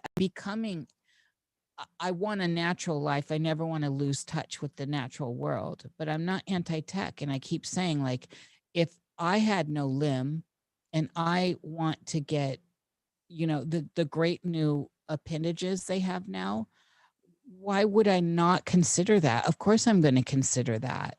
And so, we're talking about miracles. If we're in the old world, the time of Jesus, and what separated Jesus from other saints and other powerful people is his miracles. I've heard this time and again. And his miracles were making the blind see, making the infirmed get up and be healthy, etc. Our tech is here to do that now. What's the difference here? Well, it's being used against us. It's being used to control us. It's being used to subdue us. It's being used to stamp that sigil on our proverbial arses, saying we are owned and we are chattel. And that's what I'm against. Yeah,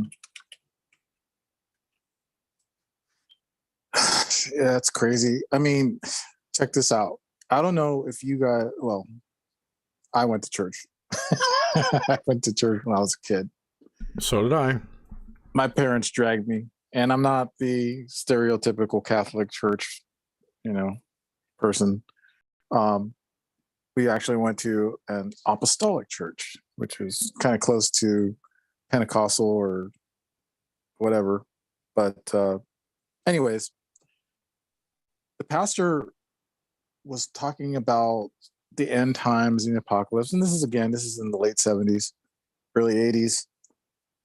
And he brought up the fact that our cable boxes were going to be spying on us in the future. And I can't remember exactly what the time frame was he gave us. But he said, he actually said our cable boxes are going to be spying on us when cable came out, back then. And everyone was like, kind of like, what are you talking about, dude? Who's going to be spying on us? And here we are. Our freaking remotes are voice activated. And our phones and our phones and our Alexa devices and whatever. Alexis, all that yes. shit. All that shit. Our lights, our refrigerators, our stoves. Eventually. Happening. It's now, Jared. Look it up.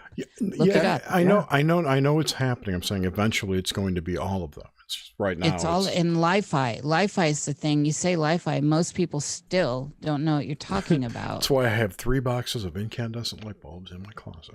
Thank you. Well, and here's a hot tip for everyone that I heard is they still, in the states that won't sell incandescent bulbs, and I'm in one of those, you can still get the regular bulbs for lava lamps. They're the same wattage and they're the same size, and they're just smaller, but you can change the wattage on them. And I think you can still buy Edison bulbs too.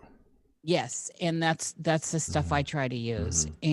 But I mean, they are really, it's crazy the difference between them. I have right now, I plugged in some LED ones, and they're constantly like pulsating. I'm like, what in the hell is going on with these? Have you noticed that? They like pulsate and move. They're like, they almost like sometimes have like a beat, like a rhythm. They're weird. That is interesting. It's the oscillation of the frequency of the LEDs and compact fluorescence and stuff. I hate those compact fluorescents. It's disturbing. But isn't that weird how, I mean, we're talking about this in our circles about all this stuff, the government spying on us and all that stuff. And And, all the way back in, the early 80s, late 70s, you have someone like a pastor telling you this kind of stuff, and it's like, it just came out of nowhere. It was weird. It was just really weird. Like he knew, like he really did know that this was going to happen, this kind of thing. Or he was just super paranoid and prescient. But he was right.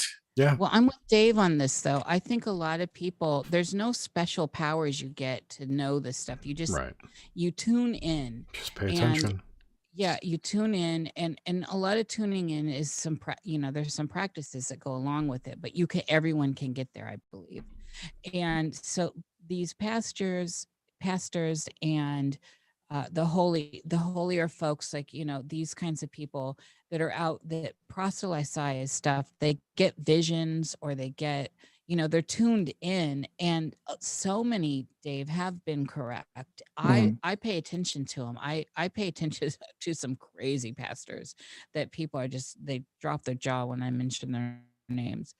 But I also listen to and translate Muslims speaking from their pulpits, or whatever you call those.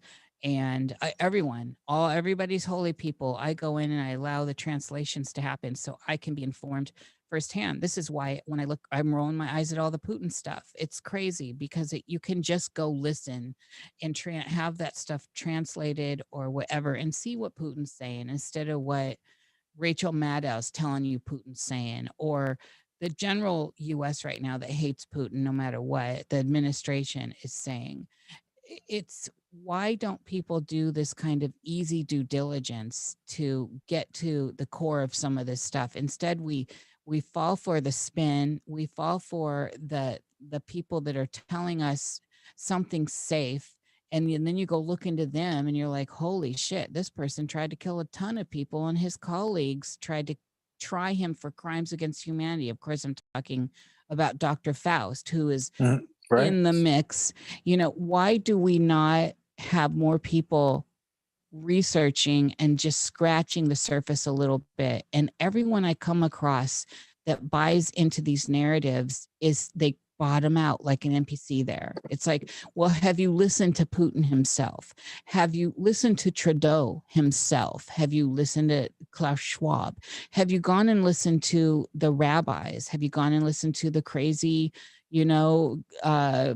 spiritualist Christians that really come off, but they're the most fun to watch, I've got to tell you. I love me some Perry Stone. I love me some Kenneth Copeland.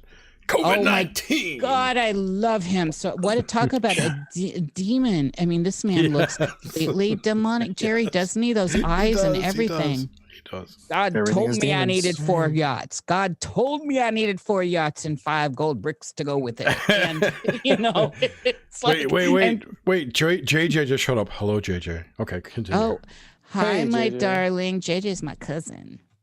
She is? Yeah, for real. Yeah, JJ's That's my cool. cousin. Is she really your That's cool. cousin? Yes, JJ and I are cousins. in real Blood life. cousins, or just No, blood. We're in not the real life. We call each other sissy, but in real life we're blood cousins. Wow, I did not And know she'll confirm it out there. It's the that. true I truth. believe you. I have no doubt. I just didn't know that. That's cool. I just caught that show that you guys did. I think it was like around Halloween or something. And JJ was talking about all the ghost stories. Oh my God, JJ That was got some freaking stories. awesome. I'd like to talk to her one of these days. And also, I'm sorry I didn't bring it up earlier, but Nish, I really want you to come on my show too. I know you don't do things on the weekend very much, or you didn't at one time, but You just I'd love have to to have you book her on far enough in one of- advance, and she'll come on. I Okay. have some. I'll shoot some weekends I actually have available to you Okay, behind That the would be scenes. I fantastic. have some stuff coming up that would be great. that'd be fantastic. I know you'd love the Midnight Blend for sure, but yeah, I'd love to have you on Beyond the Strange. So we got a question from Oswald for you, Nish. Yes. What are your thoughts on Yuval Noah Harari? Oh Lord, have mercy. Of course, Oswald's gonna take it there. Well, that dude is he's out there. Holy shit. He is, well, look at how fast he rose, though. We always need to pay attention to how these people seemingly come out of nowhere. And this includes people in the alternative press. That's why I side eyes people like Stu Peters. Come on, people, wake up. Q And Peters. right, hello. Stu And Peters. so Yuval out there is another one of these characters. And of course, he's a child of Klaus Schwab's WEF, Yes. just like Trudeau, just like all these other monsters. Yes. Why? In what world are we looking? If you're looking at Klaus Schwab and you're thinking this man's making sense, I can't get with you. No. I do want to mention, though, that video of Harari, where he's talking about how people are going to just play video games and get UBI for the rest of their life, is from like 2016, I think, or 2017. It's very old. It's not recent. Well, but all of his stuff is just, it's just, wow. I mean, I don't know what to say. Synagogue of Satan. Can I say that? You can. Can I say that without getting hurt? Yeah. I really think it's more just the transhumanistic mindset. These people want to reduce humans to robots and replace everyone with robots, you know, and they want to get rid of the humans, basically. Yes. Which, it's me, very clear. Yeah. And Endgame. My whole philosophy, viewpoint, opinion on what transhumanism is all about is to give vessels to demons, because they can't incarnate on this realm, but they want to be here. So if they can make humans transcend into robots and this transhumanistic, you know, this immortal life, then demons can incarnate into these robots. Jerry, you know you're singing my song. I'm with you 100% there, Daddy. I really, truly believe this. Like, I have a conviction in that, Jerry. Yeah, me too. I think that's the whole impetus behind all this. And, you know, and I'm not saying that, I guess I am saying it, but there are a large portion of elites or elites, if you want to call them that, or people in power who are controlled, whether they know it or not, by these demonic forces. And I'm not talking about demons in the Catholic way. You know, you're looking at it in the real solid, energetic forces way. Yeah. Well, see, this is the thing, and this is what is becoming hard. Why it's so hard to talk about some of these elements. I know, because everyone wants to say, you say something disparagingly about Yuval, or say who represents a group, because he's obviously Jewish. So you say something like we just said about him, and that's all of a sudden anti-Semitic. Well, it's not. We need to start getting sensible with this bullshit and recognize that the shadow hand is not the people. Like the government that's doing, our government that's doing a whole bunch of crazy shit in our name, that they're not doing it in my name. The weapons of mass destruction, all this crazy shit they've done, they didn't have my approval. I knew that shit was crazy from the beginning, but I get wrapped into that whole game, right? Because it's my government. And same with these terrible people that are part of like religions.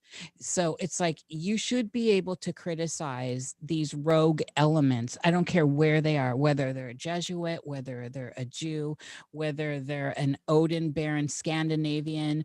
I don't care who they are, what they're representing. And it's just interesting that people are so butt sore these days that you can't mention someone without this getting down into identity politics and then anti this and anti that. There's a separation between this shadow hand and the people under it. And one of the key notes here that I find juicy is that the wolf's clothing, right? Running within the herd, but not of the herd, whether you're a predator or not. We talked about that earlier. And if you are what you are, what you are. And so like, Yuval is not, I don't think of him as a Jew. I'm sorry, I don't. I think of him as the synagogue of Satan, which is not Jews. And the same with we could go on. I don't think of the Catholics. I don't think of my ex-mother-in-law as a Jesuit, crazy, you know, she might have had her moments, but I don't think of her as, you know, that evil hand. And I don't think of her as possessed by these non-human entities. And it's so the landscape of language, which is kind of what the show is really running about tonight. The landscape of language has us all just pitting against each other over these details that are very important. And to me, in the end, it's breaking down to, are you human? And I don't even want to argue that point of with the star seeds, right? We all have all this DNA, and we're more than humans and all that. And but That's kidding. but you know what I'm saying? It's like we should be able to address the differences in character here. This thing is not like the others, but it's presenting like the others. And we should be able to start parsing that out and identifying what makes that thing separate, and why is that thing using this whole group of people as a human shield. And I'm seeing that within all the religions. I agree. And when you come on my show, we're going to talk about woo. Oh, you're getting me excited already talking about it. All right. That's what I'm talking about. But, you know, Jerry was spot on there, and that polarizes people too, that whole thing. Now that people are starting to come to terms with that something else is afoot, something else is in the field, and through whatever means we need to talk about. Agreed. You know, when Jerry first started talking about demons are everywhere, or Jerry, what was that? Everything's demons. Everything is demons.com. Everything's demons.com. People, you know, it was a ha-ha, but it's not a ha. It's a ha-ha, yes. On one level, It is satire. But on another level, it actually is not satire. On an energetic level, it's not satire. Correct. Mm-hmm. Yeah, I agree. Totally. And words are power. Words have meaning. In the beginning, there was the word. There you go. The sound. The vibration. The frequency. It's so much for me, you guys, comes back to a lot of the Tesla work and Steinmetz work. I mean, seriously, how right on were these people with some of this stuff talking about our field of reality? Yeah. I still think Tesla was an alien. And you may very well be right. You may very well be right, because look at what he did present, and we don't even know the fullness of it. Right. And what's the frequency, Kenneth? Yes. What exactly? Now we're talking. Now we've got gas, you know. Oh wait, Russia's got the gas. Russia's got the gas. Oh, don't even start going there. I know. I'm sorry. I'm sorry. It's a joke. It's hard in these conversations. And are you guys noticing that outside of tonight, because I'm usually jovial, you all know that, it has really, truly been just a hard run lately for me. But have you noticed how temperamental everyone is right now? Oh, yeah. Oh, yeah. Yep. And the spiked people are even worse. Yeah. I didn't even tell you what happened to me. What happened? So my daughter was down here for 4th of July weekend. Which one? Cassandra. Okay. With her boyfriend. And she's got a boyfriend? Yeah, and they both live with my ex. They moved out of Chicago and moved down to Georgia, and they live in Georgia now. Yeah, they're now Ferretta. Anyway, they were down here. And he used to be like a Trump supporter type. I wouldn't say he was right wing, but he wasn't left wing, right? And since he ran out and got the booster right away. Oh, so I'll just throw that out there. But anyway, his personality. We talked about that. His personality's completely changed, and we were at dinner, and I don't remember how it got brought up, but we were talking about the voting law change in Georgia. One of the stipulations was you couldn't hand out water to people within 50 feet of the polling place because it's considered electioneering because you can brand water bottles with candidates and stuff. But you can do all the stuff we saw in the last election. Okay. Mm. You can cover up the viewing windows and These are new laws Right. since then, okay? I know I'm just being crazy. Yeah. So anyway, one of the stipulations of this law was that there were groups handing out water bottles to people who were waiting in line, right? And sometimes they were branded with Republican or Democratic insignia. And to pass out that type of material is considered electioneering. Regardless if it's on a bottle of water or a flyer, it doesn't matter. You can't do that, right? So they amended the law to say you couldn't hand out water bottles within 50 feet of the polling place, which I think is completely reasonable. And honestly, if you know you're going to stand in line for 3 hours, bring your own fucking water, okay? Right, again, logic. Yeah, logic. So anyway, he starts going. We're at dinner with my sister, her husband, and another couple, like 7 of us at this table. And he's talking about the water. He was like, "It's so stupid you can't have water bottles." I'm like, "It's because it's of electioneering." I tried to explain it to him, right? And he yells at me in this restaurant, "Shut up! Just shut up! I don't want to hear about your politics. I don't want to." Like, Oh my God. I'm like, this has nothing to do with politics. It was political, but it wasn't my viewpoint on politics. I was explaining why the law went into place. And he just jumped down my throat. Didn't apologize or anything. Cassandra got up, walked away. She came back, and then after everyone left, she starts bawling. She was completely upset by the whole incident. It was like totally unlike this guy who never says a word, who just jumped down my throat about this. But yeah, it was just weird. But again, How did that get reconciled? Did it? He texted me 3 days later and apologized. He said, "Sorry again, but it was actually the first time." And I was letting them stay here and stuff. So anyway, I don't want to get into her relationship issues, but there are issues there. I'm just bringing up the point that his personality changed drastically.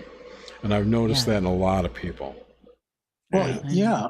I'm seeing a lot of like TikTok, not even TikTok videos, just videos like on Twitter or something, and how these people are going to these, or they're in these, fast food restaurants. They're freaking jumping over the counter, on top of the counter. They're they're trying to attack workers because they're just because there's no chicken sauce. Exactly. It's like, where's my chicken nugget sauce? Man. But you know what? I saw in one of those videos. The employee actually came back with a big ass stick and started beating the hell out of those customers that jumped over the counter. I saw that one too, Dave. And I'm with him. I'm with that guy. Don't you come over the counter. Oh no, I agree. And see, if you're defending yourself now, you're immediately the wrong person. Like immediately for defending your space and defending yourself and trying to stand your ground, you're the one in trouble when they come. It's so fucked up right now. I can't believe how all this is playing out. Exactly. And that really sucks that happened to your daughter, Jerry. That's messed up. Hopefully, it's not something that we think about like on these shows that's changed him like forever or anything like that. And hopefully he was just having a day or something. But yeah, it's going around the world, and it's right after 2020, 2021. Oh yeah, no, it's in context too. I mean, it had really built ramping up. I do want to mention though, it had built up from there. We had been talking earlier about the Supreme Court decision because the whole Roe versus Wade thing had just happened, and that's true. Which, of course, a lot of people on the left are looking at it in the wrong way. They don't want the government involved with their bodily choices, but that's exactly what the Supreme Court did was get the government out of their bodily choices. By returning it to the states, they took themselves out of any decisions there. Yep. So, And I mean, it's brought it back to state stuff. I mean, correct, that's kind of what which is the way this it is should all be. about. Right? Exactly. And I was trying Local to government. I was explaining that to him, and he just wouldn't have any of it. So, I mean, that probably would prime that whole pump for his outrage. But still, anyway, it's getting late. But there was a time, Jer. I mean, remember when we could have these conversations? Yes, And, yes. you know, I mean, how many conversations have you and I had where we've had, I mean, there have been moments, and I love you to death. Me too. No I don't think matter we've ever how- disagreed that much on anything like that.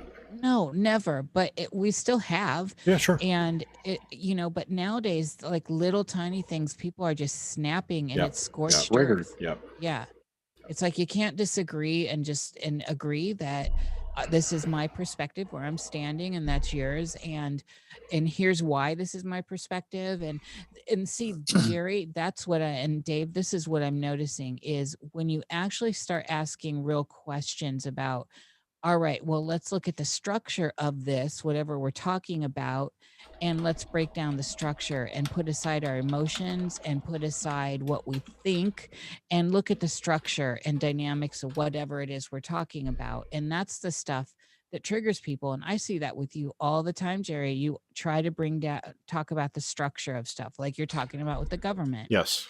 This is the structure of it. There's no opinion there. Right. This is the structure. Yeah. I'm not Facts. political. I'm not political. I never choose a side. I never choose sides. I'm not. I refuse to be Just the labeled. I facts. refuse to choose a side. I'm an outside observer, and this is what I see happening. And that's Yeah. And people But can't that's handle that. what That freaks triggers people. people. Yes, it does. Yeah. What? You're not this. And well, if you're the whole thing with the left lately is if you're not left, you're right. Like, Oh, absolutely. no. There's no middle Extreme ground. right. Exactly. Yeah. There's no middle ground. We've lost. It's literally looks like it's black and white out there. Yes. For real. Just shut up and wear your mask. Right. Shellback. Yes, my thank you, God. Shellback. Well, I just keep hearing fucking Paul Rudd's voice in my head. from that Hey, if stupid you're gonna hear commercial. someone's voice, Paul Rudd's voice is the one. Oh my God, Jerry. Well, he put out that commercial for New York, Yes, yes, he did. and I clipped it for Grimsteak, and he plays it all the time. Or James, one of the two of those guys play it on the show all the time. Just shut up and wear your mask. That's awesome. It's science. The commercial's hilarious. Jesus. Oh my God. Anyway, that's a great note to end the show. It's been 2 hours. Yes. Yes, indeed. This has been a really great show. It's been dynamic. I'm actually in a better mood. It's been so difficult. But Dave, like we said in the beginning, I mean, Dave's like, you're like crew to me, old school. Like family. OG. Yeah, I mean, it just seems like Indeed. we were all there. And so it's been a great pleasure. It was a great pleasure to have you recently on a roundtable, which the Cosmic Salon will get out soon. It's been another great pleasure to have you with Jerry and I here in the Obelisk. It's shocking. Like Jerry said, I can't believe we haven't had you on. I don't know how that happened. I was gonna say I'll see you in another 10 years. I know, right? No, we could start having you on every other month, like we have Suzanne on. I haven't seen my Suzanne in a minute, and I miss her. I think her. I think we should do is so the panel show we did a few weeks ago. Mhm. I really enjoyed that. Oh, that was fun. So maybe we can do that more often with a more steady panel, like have Dave and Suzanne, and maybe like one I'm roll 100%. Yeah. Yeah, let's do it. I like it a lot. Yeah. The flowing of Yeah. it. And this is what's great about the our OG, because we all knew each other before in the time before. And we still are sensible. We're still able to disagree on things and still come together. And we might be totally different in our physical circumstances, in our worldviews, although we're not that different. But we all have differences here. And it's always such a pleasure to come together with people that are thinking critically, logically, asking questions, and trying to get down to the base of things. I value this so much. And the deeper into this bullshit we're getting, the more I value this. So I love you both for being who you are in the field and still being human. Love you more. Aw, I have to come on to Cruising with Steak to do some sexual harassment. There you go. Every Tuesday. I want to hear that. Every Tuesday, 9 p.m. Eastern. Dave, you want to plug anything before we go? Sure. Thank you. First of all, again, thank you for having me on the show. This was great. I always love talking to you guys, and definitely got to do it more often. First of all, yes, Beyond the Strange. It's on Sunday nights, 6 p.m. Pacific time. You can go to the website at beyondthestrange.com. Everything's there for the links and stuff like that. So check it out. Jerry is on Midnight Blend as well as Pulp Addicts Pod. It's on Twitch. Which is on hiatus. And on hiatus. Two things Jerry hates. But Jerry loves a season break. Yeah, no, I have no problem with season break. Oh, okay, cool. Right on. So we're coming back to you. There you go.